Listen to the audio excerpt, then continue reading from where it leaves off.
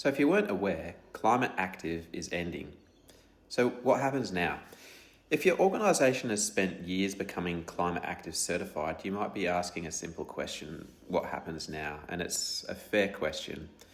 Many organisations have invested significant time, money and effort building carbon inventories, governance processes, reduction plans, and evidence to support that certification here in Australia.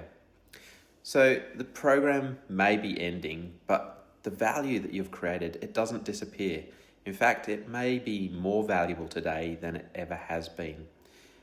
When most people think about Climate Active, they think about the badge, and I think that's actually the least valuable thing it produced. The real value wasn't the certificate, it was everything that sat behind it. Your greenhouse gas inventory, your governance, your evidence, your policies, approval processes, your board oversight, and those are assets. And they're exactly the kinds of assets that organisations now need for mandatory climate reporting. The first era of climate action was largely voluntary, and success was often demonstrated through certification. Today, expectations are changing. Investors want transparency, boards are looking for governance, auditors want evidence, and regulators expect robust disclosures.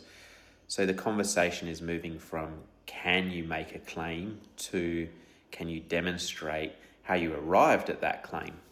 So it's very different standard. So don't start again. One mistake I think organisations will make is assuming that they need to start from scratch. They don't. Much of the work has already been done. So that's really important to know. Your emissions inventory, your governance framework, your reduction strategy, your documentation. The challenge isn't replacing those things, it's evolving them. So at Unitive Impact, we believe that this is a transition, not a reset.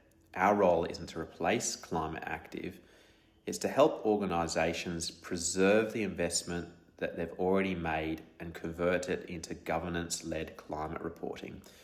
That could mean preparing for ASRS, strengthening evidence for assurance, developing transition plans, or implementing systems that support ongoing disclosure. Climate Active may be ending, but your climate journey isn't. In many ways, it's entering one of the most important phases.